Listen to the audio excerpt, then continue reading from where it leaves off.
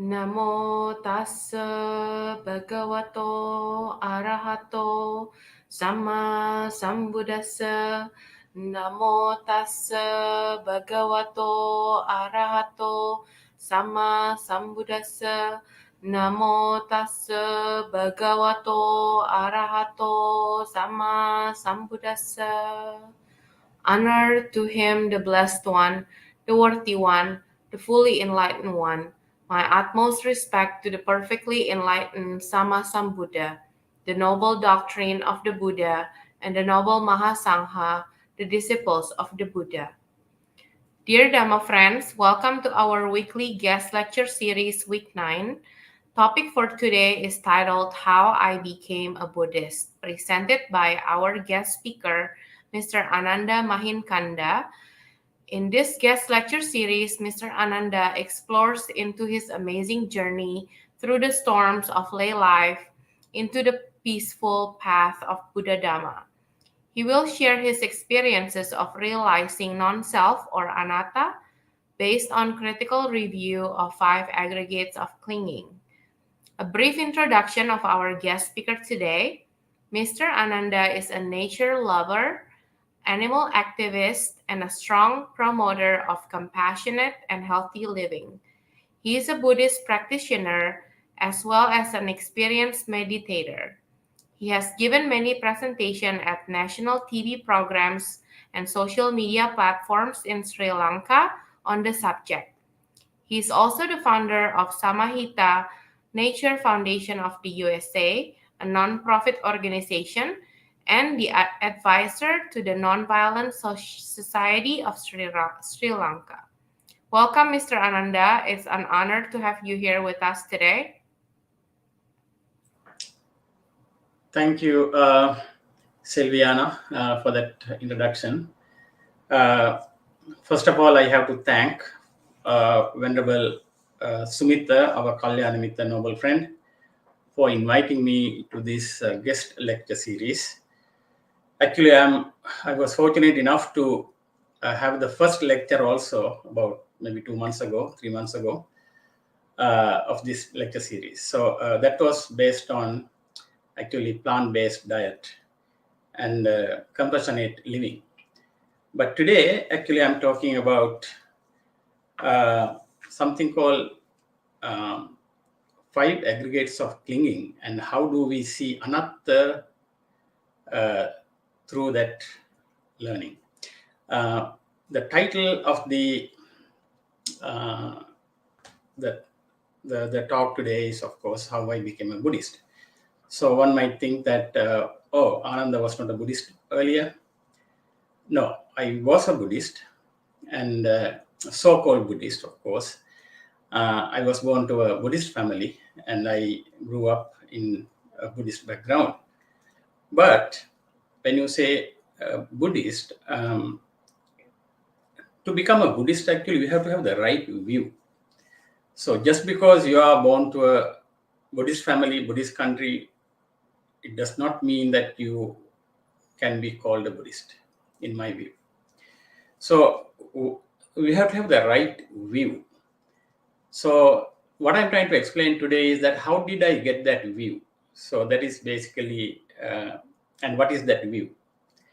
Now, when you talk about view, basically in Buddhism, there are two kinds of right views. One is a mundane. Can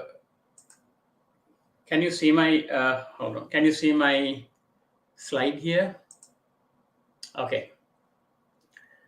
A mundane right view, and the other one is supramundane right view. What is mundane right view? Mundane right view actually is, 1 minute, sorry. Mundane right view, actually the mundane right view is the worldly view of things. So to understand the mundane right view, I'm just giving the wrong view also. What are the wrong views according to the Buddhism? Actually, these views are not only to the Buddhist, but generally all the religions, all the religious leaders have some or another talked about these things. First of all, now if you have a wrong view, so one of the wrong views will be no benefits in offering alms, or there's no results of giving, helping others basically. And another one, it would be no benefits in offering large alms, or having big social activities to help other people. But everybody thinks that, okay, these are good things. So, and even the Buddhists think that way. And also no benefits in offering to virtuous people. So that's a wrong view. So the right view, the mundane right view, would be no, there are benefits to offering to the virtuous people. And also karma, like if you do a good thing, you will have a good result. If you do a bad thing, you will have a bad result. So that is, we call it karma theory, karma principle. And some people think, no, there's no karma, those things will not work, or something like that. So that's a wrong view. The right view will be, yes, there's a karma, and we have karma results. Karma results. And there are 10 things like that. Like some other thing would be that, okay, your father is a special person. Your father is a special person to you, because he has helped you growing up, and taken care of you during your young age, and they love you. Your mother, father, they are special people because they love you for the whole life. They don't compromise. So because of that, we have to take care of them, especially mother, father. We have to really have a special attention, special way of taking care of them. And so like that. So these are basically, I'm not going to talk about all the 10, but these are basically the right views. And I think even the devotees of other philosophies, other teachings, other religions also have this kind of thing. Because and there's another one would be, you can be born spontaneously in another realm. Like, for example, Christian or a Muslim. Also, they know that, when they believe that after the death, either they will be born in heaven or in the hell. So like that. So, and for a person to be a good person, we have to believe these things like that. And that's a right view. That's a worldly right view, or a mundane right view. What is supramundane right view? So now, to become a real Buddhist, actually, you have to get a better understanding of the view, right view. Normally, we call it in a simple way that if you understand Four Noble Truths, basically you understand, you have the right view. And so that's in a very simple way. But there are many elements to this view. So I'm going to talk about today is the view of self. View of self.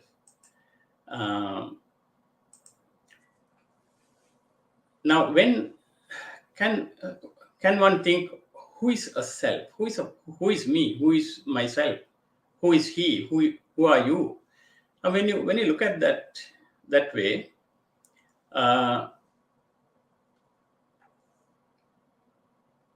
you really don't get a right answer if you really go into this subject deeply.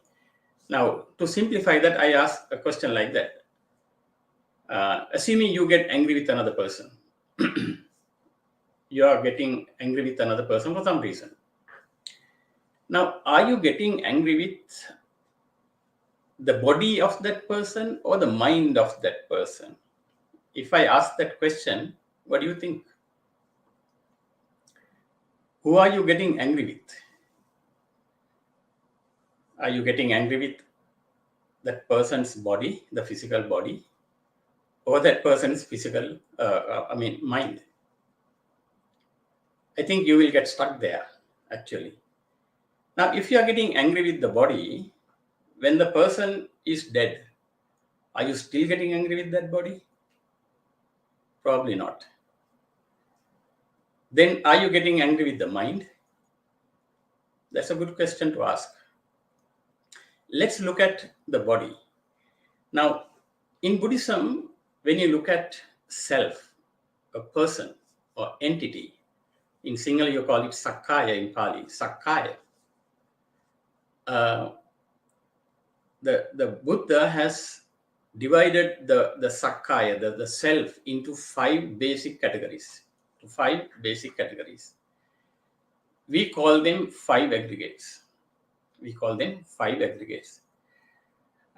Friends, actually, now when we so these are not just theoretical stuff. Now, when we finish this discussion, I'm sure you will have a better understanding about what we are talking about, the self. So please listen carefully. So, assuming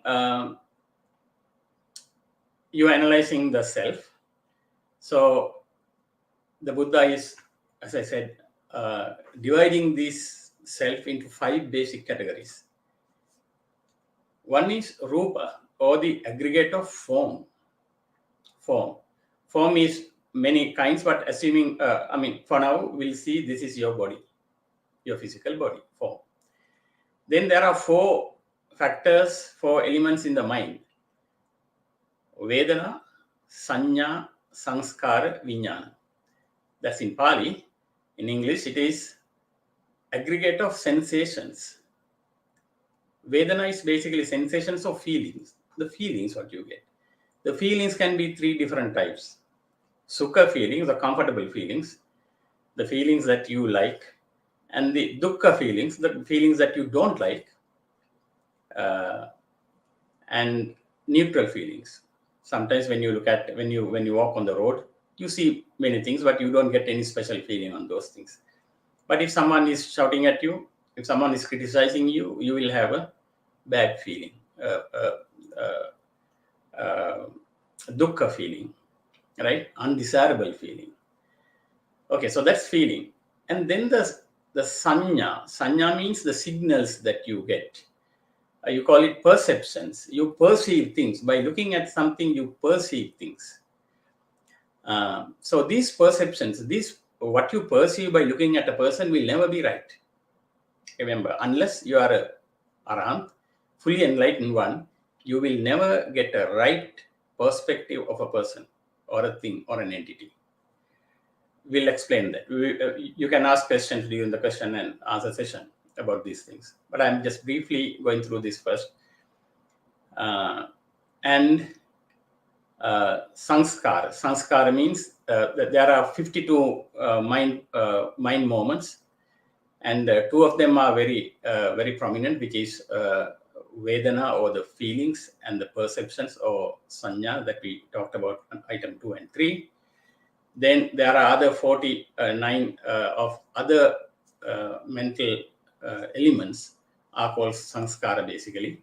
And here the main one is again Chetana, or intentions, your intentions. So based on the feeling and the perceptions that you get, for example, of a person, then you form your intentions. What to do with this person? How should I, like, you see a good person or a bad person, or if it is a good person, you want to associate with him. So you make some plans, intentions. Oh, this is a good guy. I want to get friendly with him. Oh, this guy is a bad guy. I want to get away from him. Or I want to do some harm to him, something like that. So you make some intentions.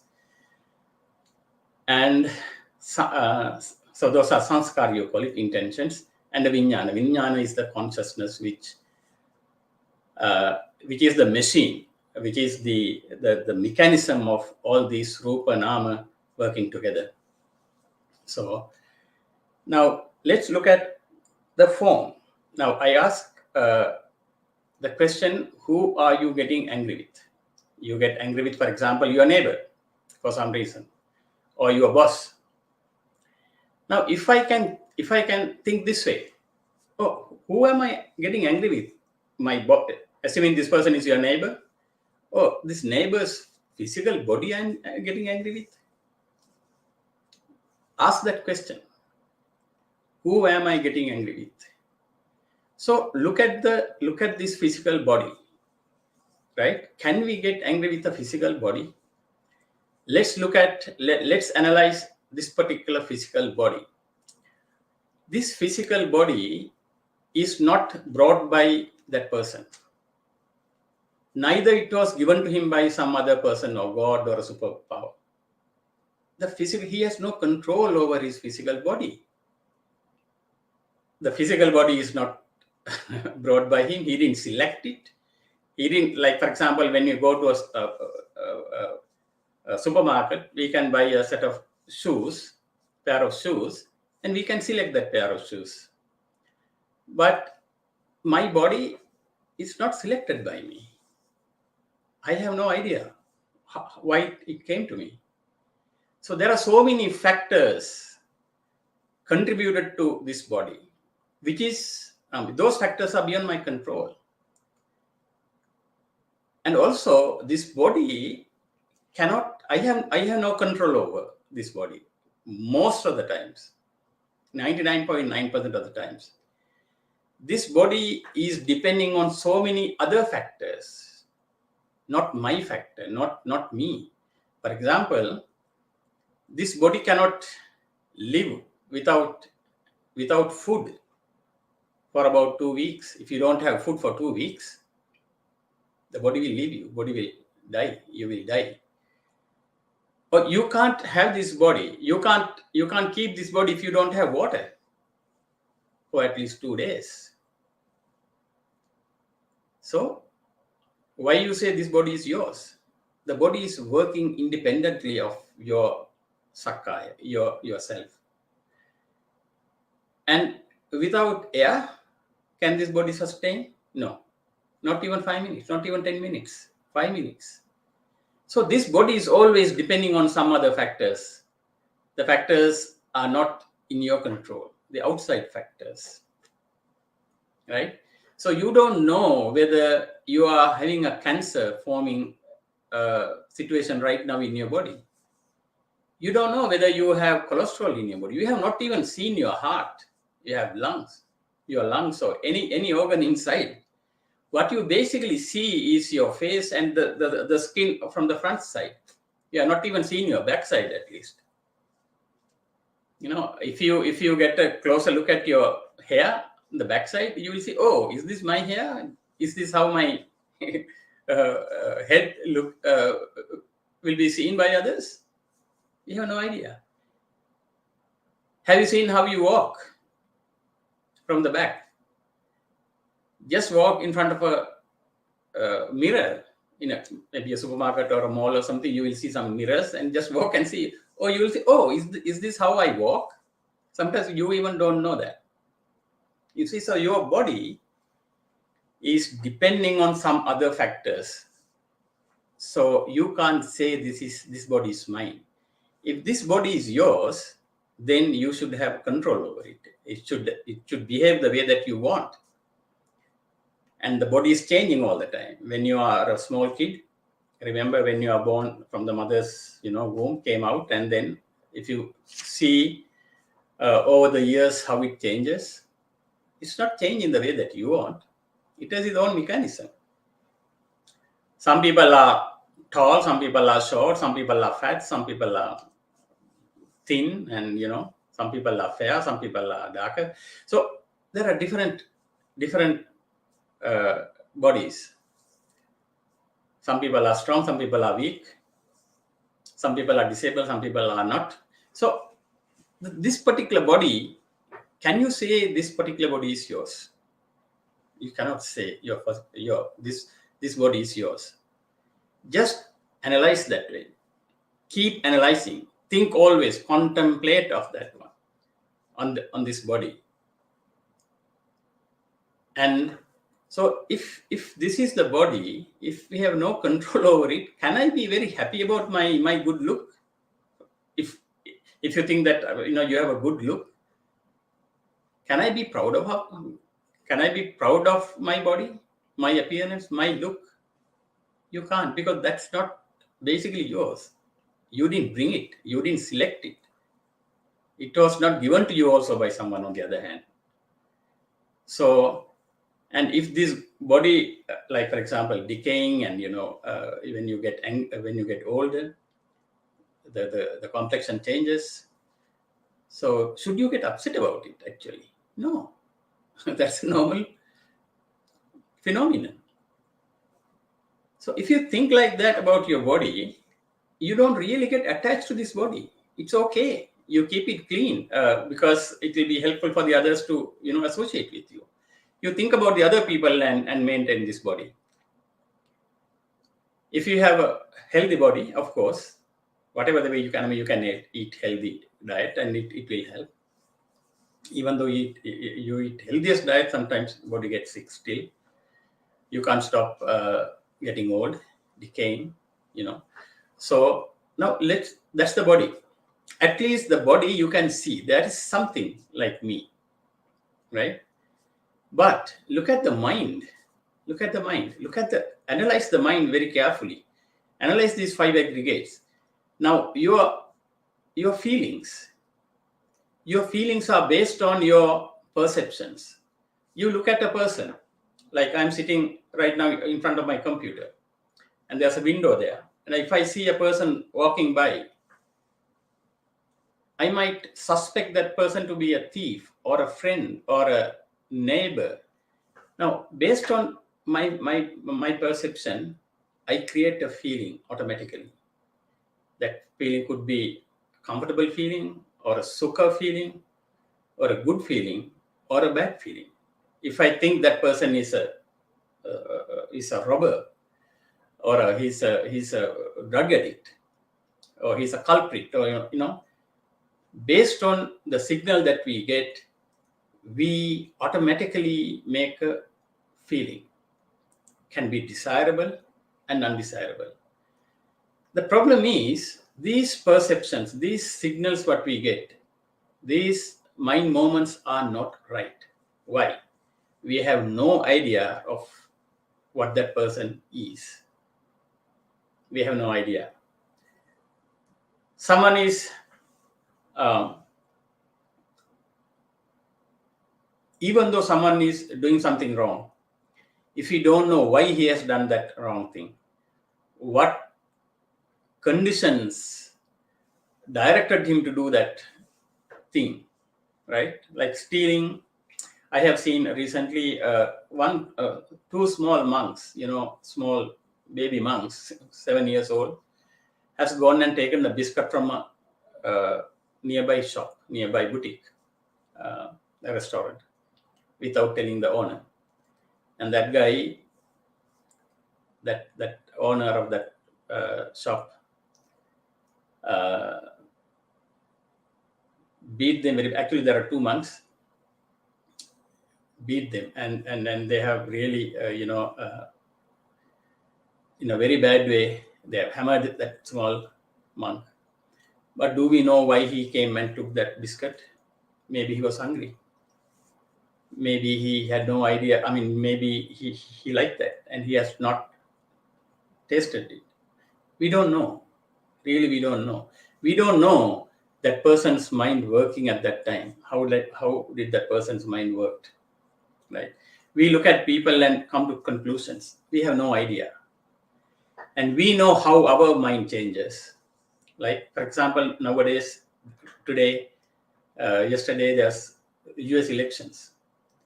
On the same election, 50% of the people vote for Republicans and the 50% of the people vote for Democrats, for example, roughly. Right? So, if 150% is right, then the other 50% is wrong. That's a huge number. If that 50% is wrong, right, then the other 50% is wrong. But frankly, we have no idea who is right, who is wrong, because we don't know how these systems work properly. We don't know. We change our mind all the time, right? For example, I might shout at my child, "Oh, you don't study. What are you doing?" But most of the times, these judgments are based on wrong perceptions. I have no idea what the child's mind working at that time, or what is going on with my child's mind. If you really analyze people on the same subject, people can come to different conclusions by looking at the same person. I remember I come from Sri Lanka, and there was a news, during the wartime, we had a civil war, and we got a news in the morning that I think near Army Camp Mana, in one of the regional army camps, the 2 people were shot dead. So initially the news came, so they didn't know who is. So most of the people thought it is army people, and some people, because it's camouflage, they were dressed like army personnel. But then so people were all upset. Oh my God, 2 army people were shot dead by the terrorist. Then the daytime news at noon, they say, oh, actually they are not army, they are LTTE. They are from the terrorist camp. There are 2 terrorists who were shot dead by the army, camouflaged in army uniforms.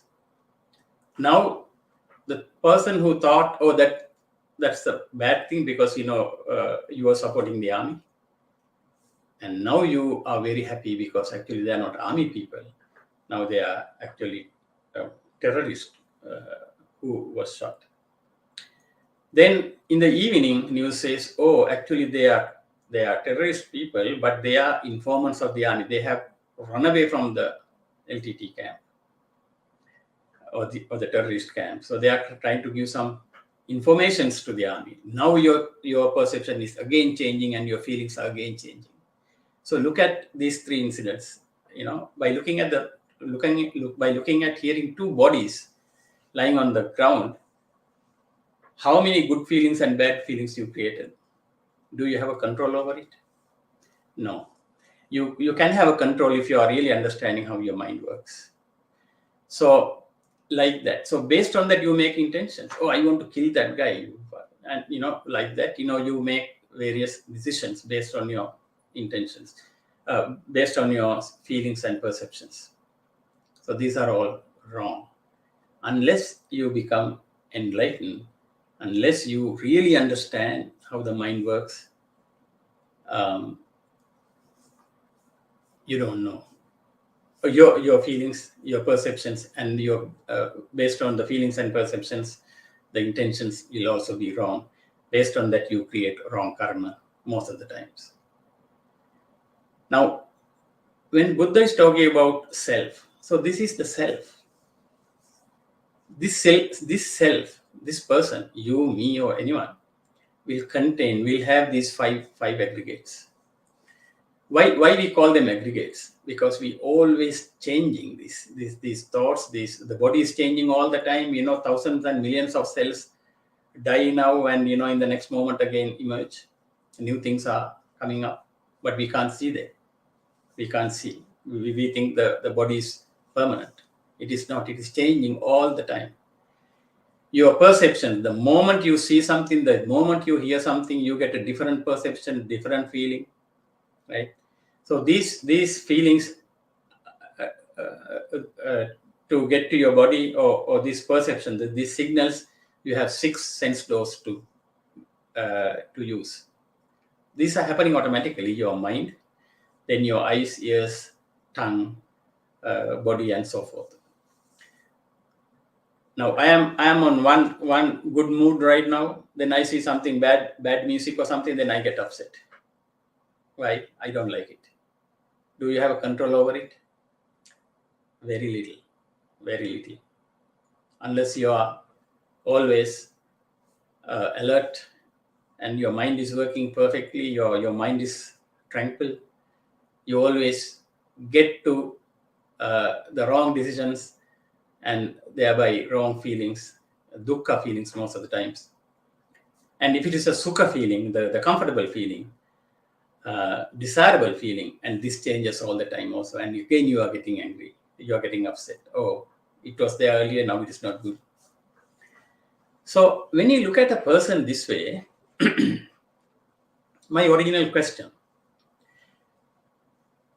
when you look at a person, you have no control over your body. Similarly, your mind, your body. Similarly, the other person also has no control over his body or his mind. Now, can you get angry with such a person? Or you will sympathize with that person. If a person cannot think rightly, if a person cannot think in a compassionate way, in a desirable way, a way that can help other people, a way that is helpful for him and for the others, because he has not that background. Every person is different. Now, when we get angry with another person, we know that he is not thinking according to my wishes. He is not acting according to my wishes. He is not doing things according to what I want. That's the problem. That's why you get angry with other people. But can you expect someone else to work according to your wishes? Because the entire thing, the two people, two entities are totally different. The other person's background, the education, the birth, the karma, the parents, the village, the school, everything is different to that of mine. So how can you expect some other person to work according to your wishes? Whose fault if I get angry with someone? It is your fault. You get angry with who? You get angry with yourself, not with anyone else.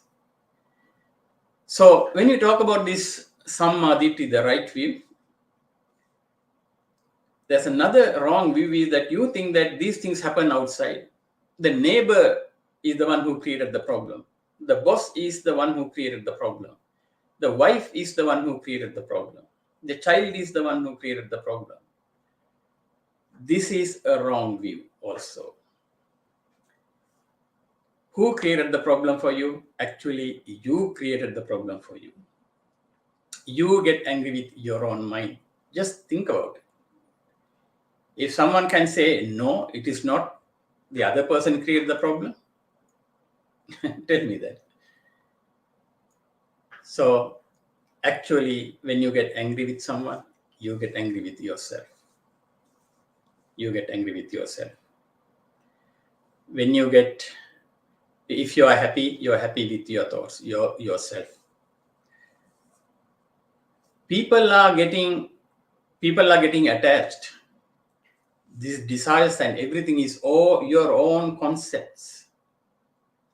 You get angry. You can get jealous of a person. You think that other next door neighbor. No, you will be jealous with yourself. The jealousies come with you, within you.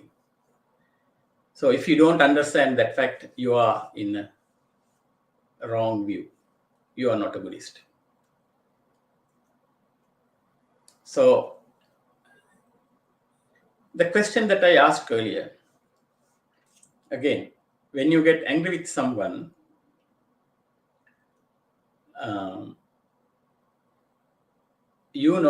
now when you understand like this, the anger is not good, right? The anger is not good for you. Because when you get angry, physically your blood pressure goes up. You won't be able to express yourself properly. Your eyes gets red. Your stress level goes up. People don't like you. People get away from you when you get angry. So when you get angry, actually, you are suffering right there. So people don't know that. And some people think getting angry is good. You can control the other people. No. You can control you can pretend that you get angry if you want. But if you get angry, you are losing. If you lose your temper, you are a loser. Simple.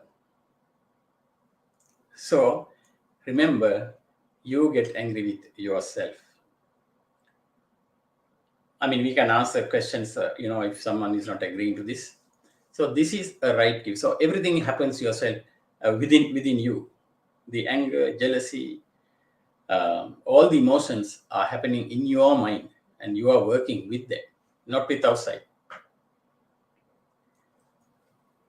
This is the right view. So now, when I again going back to when you get angry with someone, now we know. I hope that you will understand that anger is not good for you. My next question is, then why you get angry? Do we know that anger is not good? Of course, yes, anger is not good. But then think why you get angry. Why you get angry? If you know anger is not good, and if you know anger is happening inside you, then why you get angry? Can anyone think? I'm just giving a few seconds to think. Why you get angry if you know that the anger is not good for you?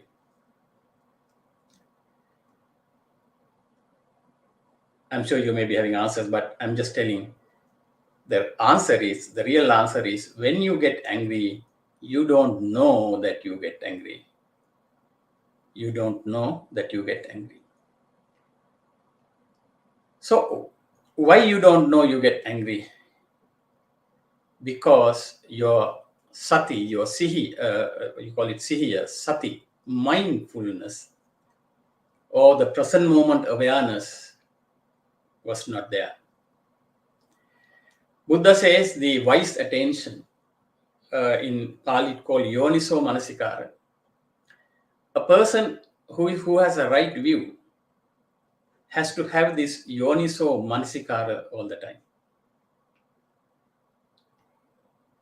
When you have yoniso manasikara for each and every mind moment, then you are having a right view. When you don't have yoniso manasikara each and every time, whenever the time you don't have that yoniso manasikara, you don't have the right view. When you don't have the right view, you always do wrong things. Period.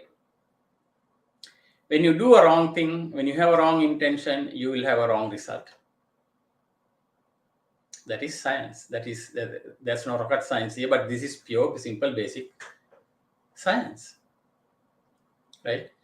Every action has an equal and opposite reaction. That is what he's talking about. Karma. Karma is that. All mind actions have the mind reactions, and you will get it back to you. So the yoniso manasikara, or the wise attention, will have two components. Buddha says there are two components. One component need, you should know. You should know. And you should see. In every mind moment, if you know and see, then you are in wise attention. Then you don't have to have any problem with yourself. You know you are in the right platform. You're not going wrong. Okay, so knowing what and seeing what, that's the next question. You have to know that this is a right thing and this is a wrong thing. You need to know this is good, this is bad. This is kusala, this is akusala. This is helpful, this is not helpful. You need to know that. You need to know basically the good things and the bad things. So the good things and the bad things, if you know good things and the bad things, that we said earlier, laukika sammaditi, or the mundane right view. People have to follow that mundane right view. So in mundane right view, actually you recognize a person. Personality view is there. The personality view will get diluted when you go to supramundane right view. When you look at a person on this way, 5 aggregates of clinging, when you look at a person breaking down to 5 aggregates, then you lose the identity, when you lose the ego. So coming back to the wise attention, no yoniso manasikara, I said there are two components. You have to know what to know, the good things and the bad things. When a thought comes to your mind, you should know it's a good thought. This is helpful. But we have a question here. Sometimes we don't know what is good thing, what is bad thing. Sadly. For example, if you see different religions, different faiths, different philosophies also, different cultures, one thing is good for this, this culture is a bad thing for another culture. Let's take a simple example. Some religions, I know I have some Muslim friends here, but they are not really, they are understanding people. So I'm just trying to explain the little point here. In Muslim religion, Muslim faith, killing animals for your consumption is really not a bad thing, if I understand correctly. But in Buddhism, it is a bad thing. It is a bad thing. Why? Why it is a bad thing? Why it is a good thing? How can you decide what is right, what is right, what is not right, or what is good, what is bad? The Buddha is giving, in couple of occasions, giving a nice test to see what is right, what is wrong. What is right, what is wrong. He, when he was talking to his son, young monk Rahula, he says, Rahula, if something is good for you, but if it is not good for the others, you should avoid that. That is not good overall. Something is not good for you, but it is good for the others, that also has to be avoided. Something is not good for you, but it's not good for the others as well, both parties, to you and to the outside. Avoid that also. Then what is to follow? If something is good for you, and if it is good for the others as well, then you accept it. Whoever who said it, accept it, follow it, and obey to that. See the test, how fantastic it is. How fantastic it is. If we look at things, when we make decisions, especially affecting other people, the environment outside, if we can think like that, how nice it will be. So we are not harming anyone, right? So, and there's another analysis like that in Kalam Sutra. I'm not going to go into details of that one, how to select the good things and the bad things. So, coming back to the wise attention, now when you get a thought to your mind, and when you know it is good for you and good for the others, then it's a good thing. If you have the capacity to analyze at that time, it is bad for you, or it is bad for another person, or it is bad for both parties, to me and to the outside world, then you should think it is a bad thing. You should avoid it.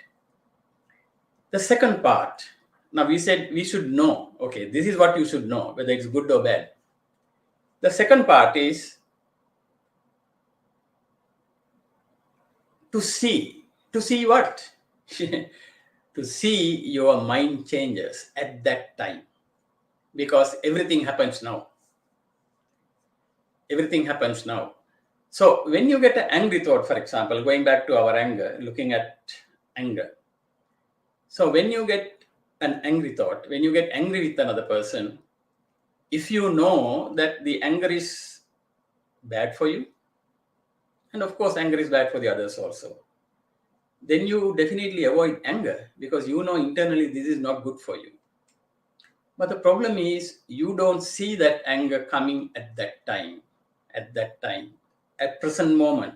So that is why this present moment awareness is so important. You call it mindfulness, you call it sati in Pali, you call it sihiya in Sinhala, sati sampajanne. All these things come to this one particular point, present moment. Okay, so when you get angry, if you can see that anger coming to you, and also when you know definitely the anger is not good, the jealousy is not good, the hatred is not good, you automatically have a different thought at that time. Oh, this is not the angry thought. Now your mind is changing to see the anger. So the mind moments are, mind is working very, very fast. It changes in nanoseconds. So, and there are series of thoughts will come, then will you see that I'm thinking something. That is that fast. So when you get a thought, if you can think, oh, I'm getting a bad thought now, I'm getting angry now. But the problem is you don't see that until the anger is destroyed you and just pass away. If you can see that anger, so what to do? Why you don't see the anger at that moment? Because your mindfulness is not there. Mindfulness is something that you have to develop, practice and develop. In Buddhism, you call it bhavana, meditation. There are different kinds of meditations. Now, looking at the mind at that time to see whether it's a good thing or a bad thing, it is coming and going and things like that. So that is called vipassana. But when the mind reminds you, oh, you are getting angry now, that is called samatha. That is called sihiya sati, samma sati, knowing what is happening in your mind at that time. If you see the mind at that time, only you can correct it. Otherwise, it will, this karma, every mind moment is planting a seed that will give a result later on. So that when the seed is planted, that will come back to you. Only you can avoid it at that time only. If you see the anger coming, that means actually you are not in anger. You are looking at this anger. So this is a different thought moment. So you call it yoniso manasikara. Now, when I going back to my Buddhist history, then you can say that you are a Buddhist, at least if you know these facts. What is yoniso manasikara? You are not fully there. Your mind is not fully developed. You are not doing enough meditation, but at least you know something like that is happening in you. Right? Now, again, assuming that you get angry with another person now, if you see that person as the five aggregates of clinging, can you get angry with him? Who are you getting angry with now? You know his feelings are not in his control. You know his sanya or his perceptions is not in his control most of the times. He is a weak person. He has not trained himself. He's a sick person. He's mentally not sound. So can you get angry with him now? When you look at a person that way, you cannot get angry with him. Similarly, you know that, when you look at that person, your perception is also wrong. You don't see that person actually in the correct way. You cannot, because you have no capacity to think that. You don't have the capacity to see through his mind, his background, his understandings, his belief systems. You don't know. So this is why it is so important, these five aggregates of clinging. And I became a Buddhist when I understand these things. There are different ways of understanding this same philosophy. There are so many other things, but I'm trying to explain this. One who sees a person this way as a five aggregates of clinging, then I can say that you are safe. You are safe. You don't get a bad birth. You can see how these aggregates come and go. So, like when you look at a person, you have that person's image, which is the form, and you are also looking at his and of course yourself, your mind moments, your perceptions, your feelings, your intentions, your consciousness. You know that this is coming and going. So when you look at when you think something now, in the next moment it vanishes, it disappears. It's coming and going. It's not permanent. I am happy now, next moment I am unhappy. I am comfortable now, next moment I am uncomfortable. Why? Because the various signals I am getting through my six sense bases. So I am a slave. I am a slave of these six sense bases. I can get a sound, I can change my complexion immediately. I can see something on the TV or something in the news. I become a different person at that moment. Either I'm an angry person, I'm a happy person. So I'm changing all the time. I have no control over this. I am a slave to these signals coming from outside. So can you have a big ego because of that?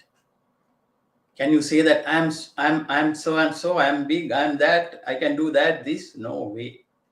You are a slave to these different signals, different sounds, different rupas, different light waves that you get your eyes and ears and tongues and all that. You are changing all the time. So you have no control over you. If you have no control over you, how can you expect the other person to have control over him? When you understand this way, can you get angry with another person? You cannot get angry with. So I think, I don't know how much time we have taken. It's almost 1 hour. There are a lot of things to discuss, but I want our noble friends to understand this. I'm not a superhero in Buddhism. This is how I understand. My interpretation, my explanation may not be very accurate, but I think you get an idea of what five aggregates of clinging. Five aggregates of clinging basically is the self, me, myself, mine is five aggregates.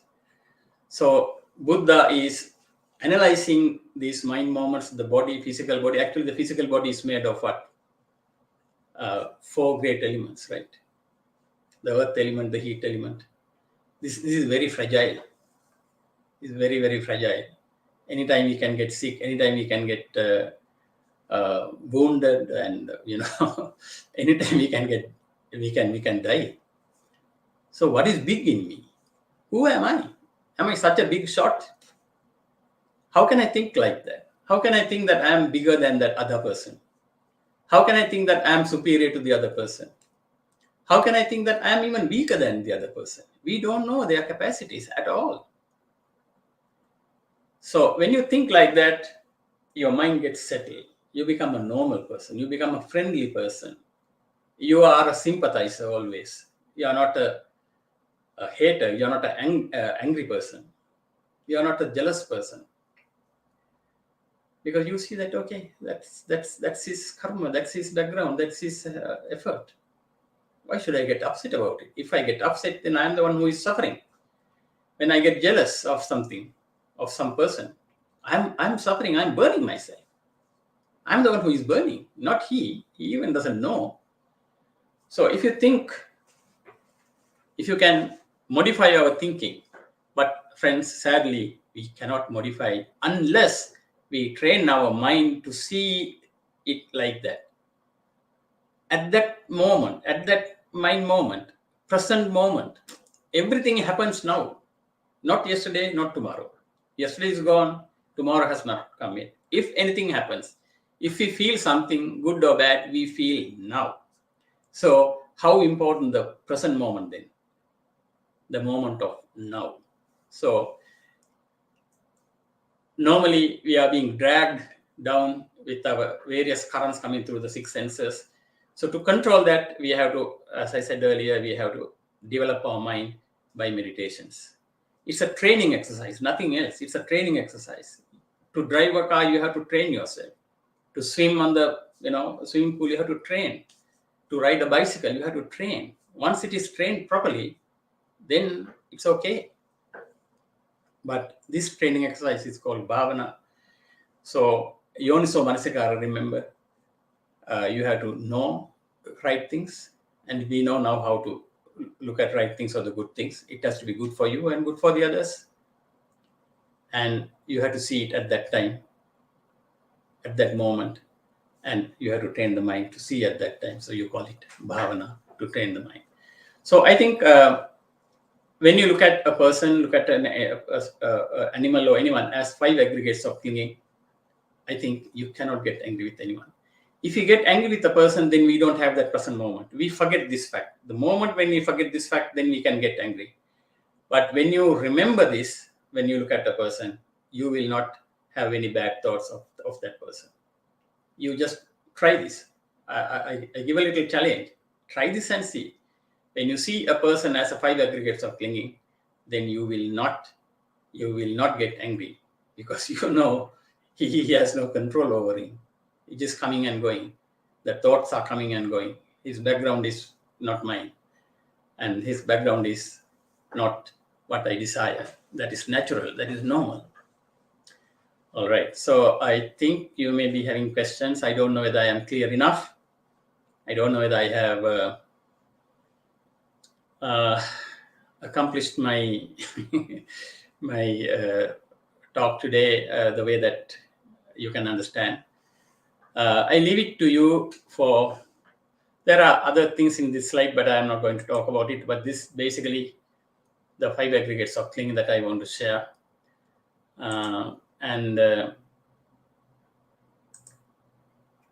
Yeah, if you have any questions, Selviana, I think we can take some questions. If you have, we have almost taken 1 hour.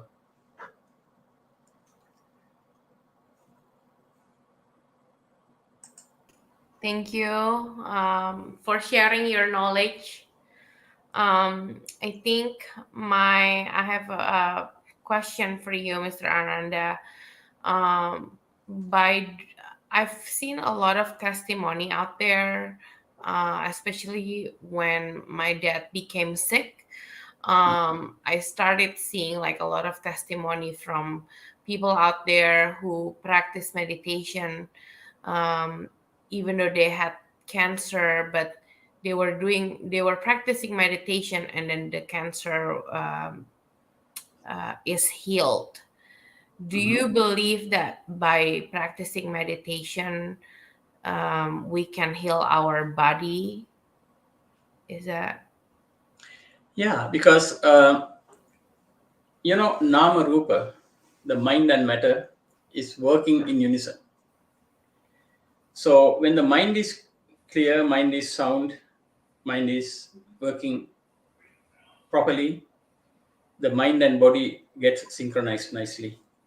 So when the mind is sick, the body can sick. When the body is sick, mind also gets sick, basically.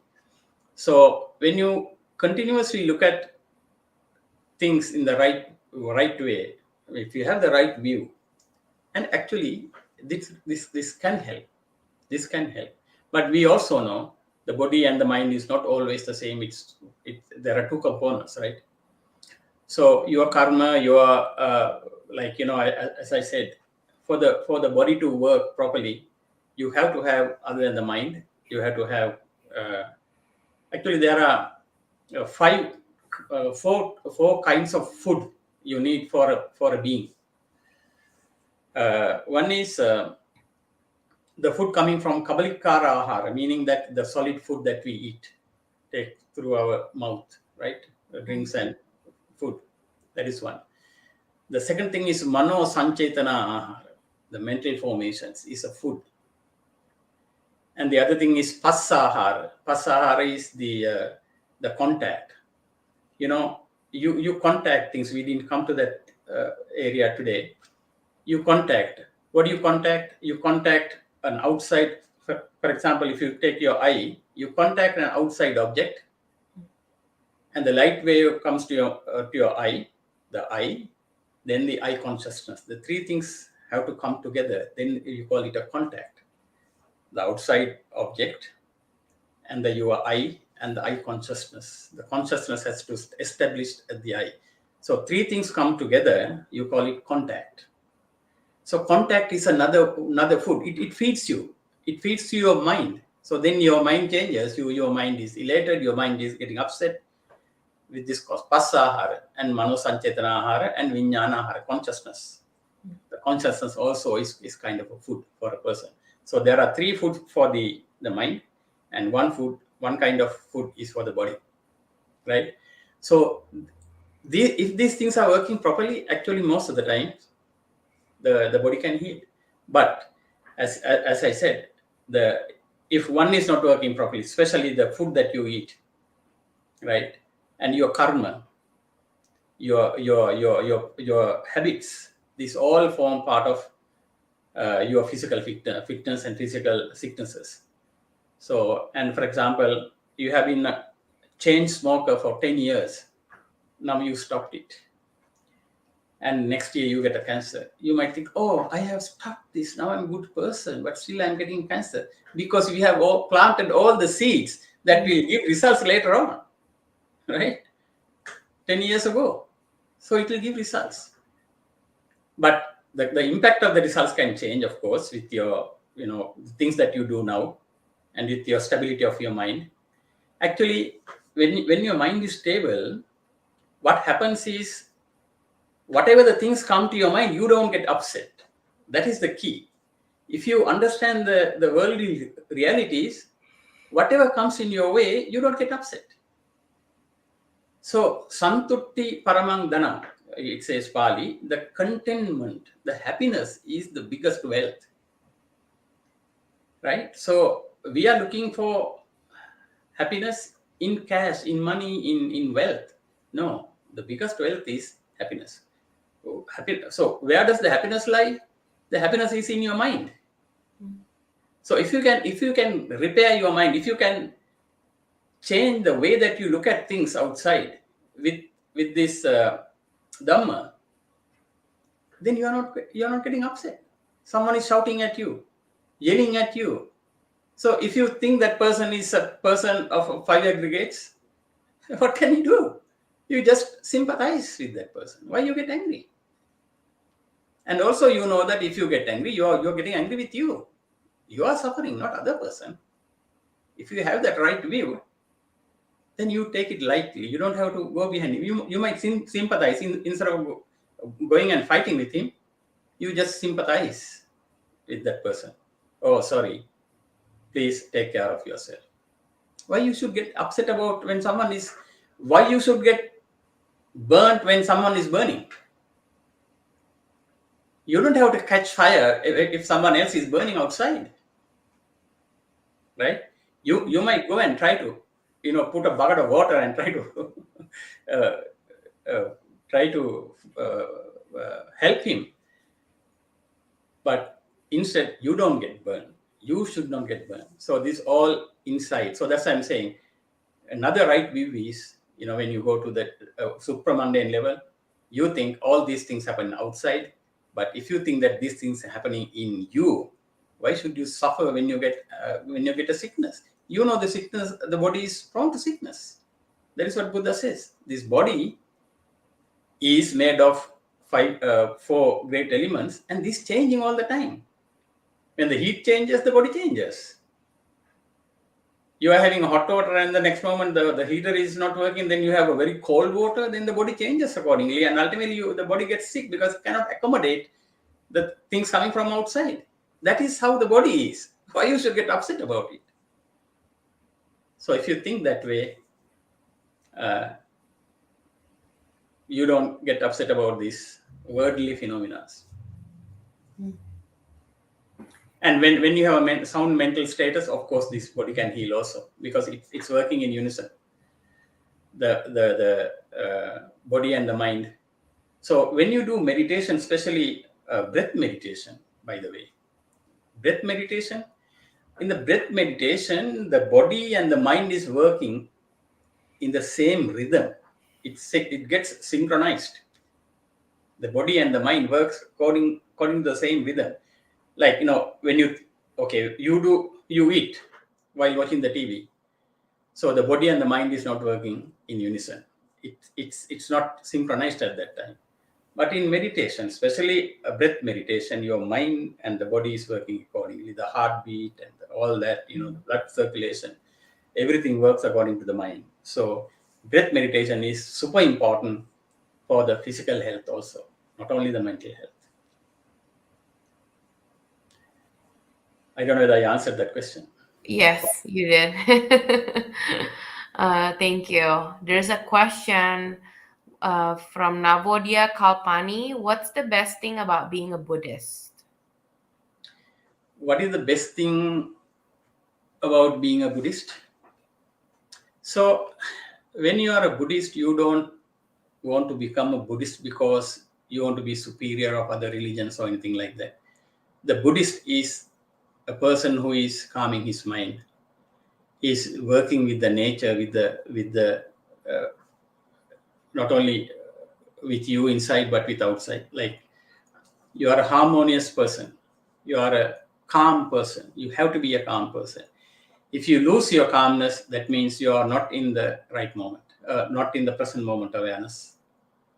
If you are in the present moment awareness, if you can practice present moment, or you call it yoniso manasikara, as we discussed earlier, the present moment, how can you get angry? When you are in the present moment, you see your mind changes from good to bad, bad to good.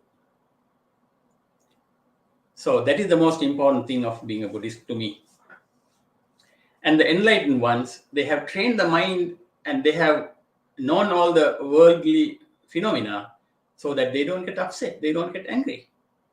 They get sick, of course, their physical body can get sick. But so what? That is how it is. They don't get upset about it. They know about it. So this is what is called the benefits of being a Buddhist. Not just a Buddhist by birth, okay? I said now this title of this talk also, when I became a Buddhist. I became a Buddhist when I started understanding these phenomena, not at birth. Now, practically, when I was a very angry person those days. When I drive on the road, I get upset. If someone is, overtaking, I get upset. When someone is put a horn behind, I get upset. But now that anger is gone.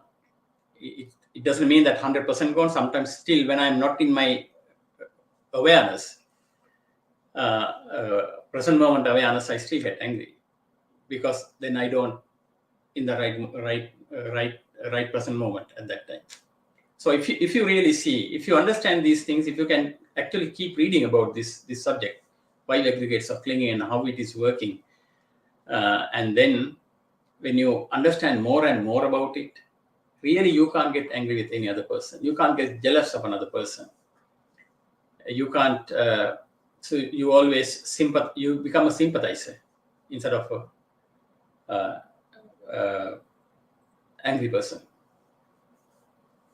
or a violent person, or a person who is criticizing things. If you criticize someone, most of the times you will see your mind at that time. You don't remember this thing that we talk about today.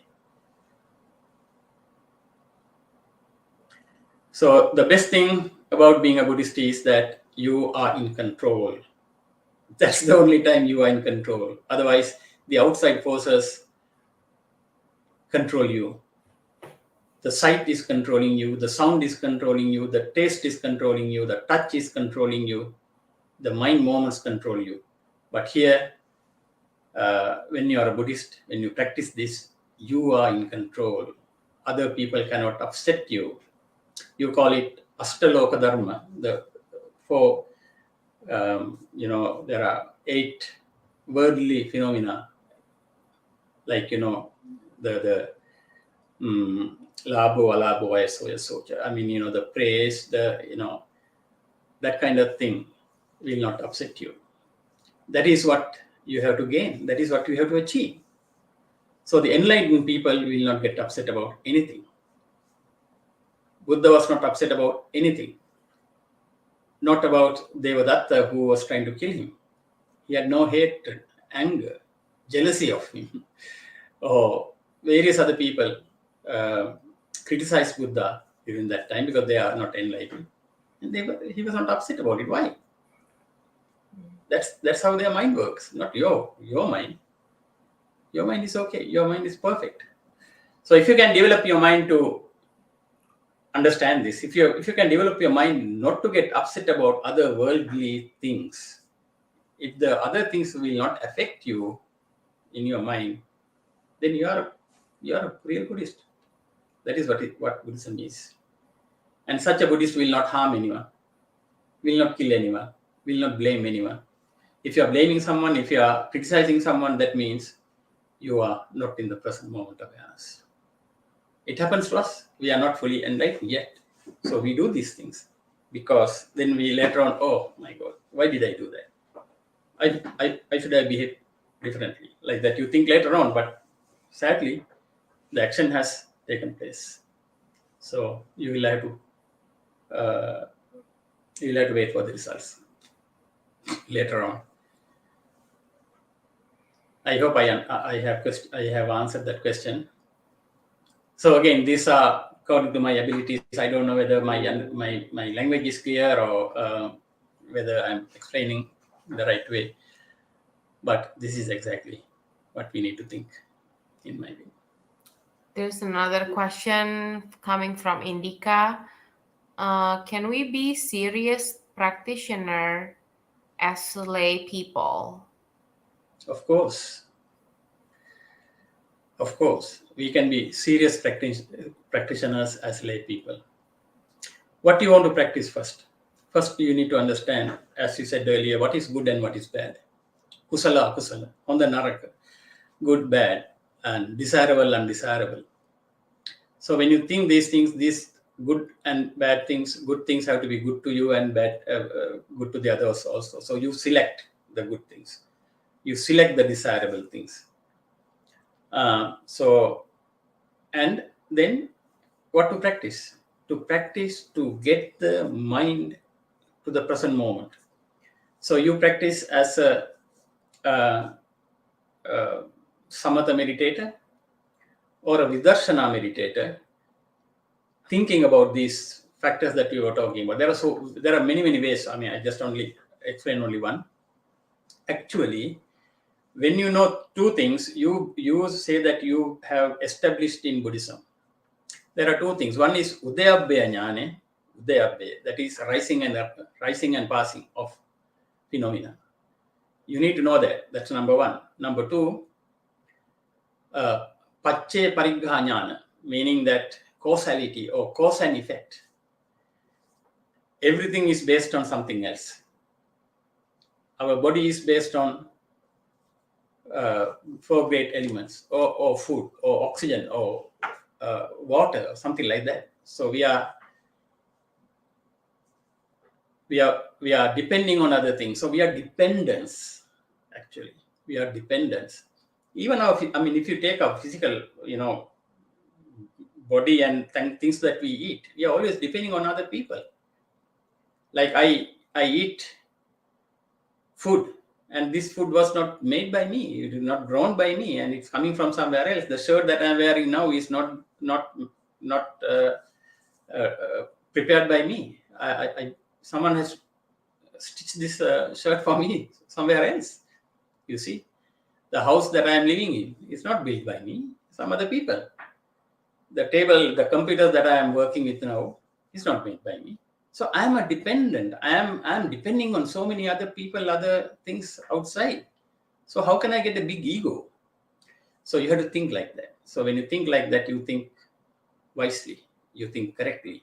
So then your ego dissolves. Now when you look a person as a five aggregates of clinging, what we discussed earlier, then your ego dissolves. When you don't have an ego, the subject of fighting with another person will be disappearing.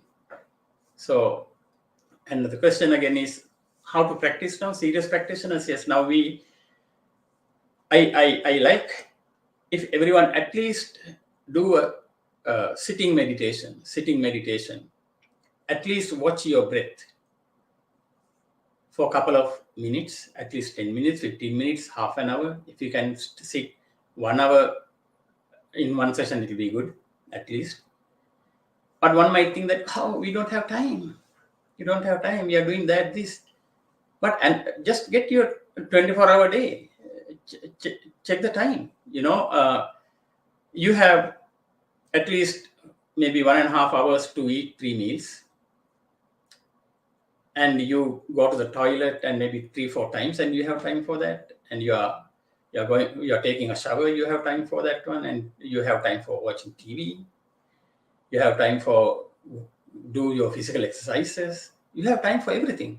But you don't, unfortunately, you have no time for yourself to see your mind. The mind is the forerunner.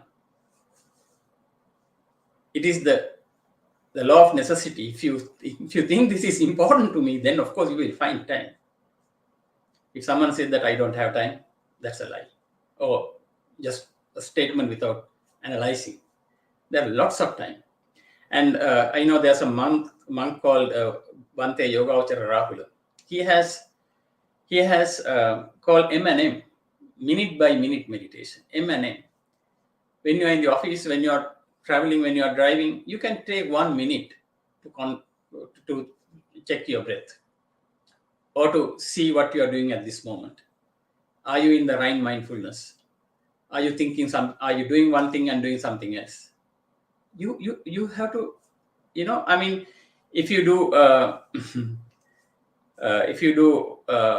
M&M 1 minute each, minute by minute, every hour 1 minute, at least you will have about 12 during daytime. You can have 12 minutes of meditation, and these are little practices that will help you. And remember, and these things all can be done, all have to be done in this life only. You don't know after death where do you go. We don't know that. So that is why we say that this time is so important, the time that is given to us. And we all have we are not disabled people, most, I'm sure. So we have our 5 senses working, we have our 6 sense bases working, and we have a body, we have a mind, solid, sound. Use this. That's the only thing you can do for yourself, right? How much time you spend on doing makeups, and for who? These are all for outside people, not for you. It's all for outside people. When you do makeup, it's not for you. It's for the outside people. Other outside people are the people who you look at you and say, "Oh, nice," or "not good," things like that. So not for you. So take time for yourself. You have time, and lay people can definitely practice properly. Sometimes better than monastics. There is a comment from Siri Sagamith. Mm-hmm. I agree with you, Ananda. The Buddha's saying of Dhamma pada mano puba ngama Dhamma gives us the mind, makes every action. Yeah. Okay. So mano pubangama dhamma, meaning that the mind is the forerunner. Everything is mind made. So I think the Bhante is asking, thank you, Bhante, but I don't know whether we have the facility to give you to express yourself. I'm not very sure. In this platform, we cannot do that. Only the speaker, because if it is a Zoom, we could have done it, but I don't think we can do that. Yeah, Bante needs to be invited and be an admin. Yeah. So maybe perhaps if Bante is interested to give a talk, there is a contact that we can give Bante, and we have a session on Sundays actually for the monks to share. I think that's pretty much it, Mr. Ananda. Okay.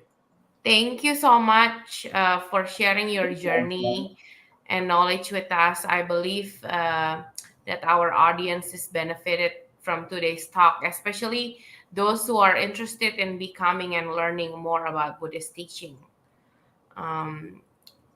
With that, Dhamma friends, we conclude today's guest lecture, and we look forward to deliver more interesting topics like this in the coming weeks. Please contact us if you have great and useful topic that you would like to share with us. Please mark your calendar every Thursday at 6 p.m. Pacific time to get more benefited from guest lecture series. Kindly check with Dhamma USA YouTube channel, Facebook page, and groups for more updates. I would like to invoke blessings upon Mr. Ananda for kindly accepting our invitation for today's talk. May you always be well, happy, and healthy. Thank you. Let's also keep our palms together close to our heart and pray that by the power of all the dana, sila, bhavana activities that we all have performed during our lifetime and during whole course of samsara, become one united power and may it shared with all the celestial beings. May all the wonderful celestial beings, including respectful Brahmas and Devas, and all sentient beings receive this merit and share this merit and be well, happy, healthy wherever they are. May all your departed ones also receive this merit and be well, happy, healthy, safe wherever they are. May all of us be able to live life peacefully, comfortably, and with good health. May all of us and all sentient beings be able to attain the supreme bliss of Nibbana, the absolute peace and happiness at the end of our samsara. Bhavantu Sabha Mangalam Rakantu Sabha Dewata Sabha Buddha Nubawena Sada Soti Bhavantu Te Bhavatu Sabha Mangalam Rakantu Sabha Dewata Sabha Dhamma Nubawena Sada Soti Bhavantu Te Bhavatu Sabha Mangalam Rakantu Sabha Dewata Sabha Sangha Nubawena Sada Soti Bhavantu Te. Sadhu, sadhu, sadhu. Have a We great day and see you all again next week at the same time. Thanks, Mr. Ananda. Thank you, Sadhu, Sadhu, Sadhu. And I want to again thank you and also Vante Sumitra, the founder of Dhamma USA, for organizing these events and giving valuable Dhamma knowledge to the people like us, and wish him long life and to attain the Nibbana in this lifetime itself. Thank you. Sadhu, sadhu. Thank you.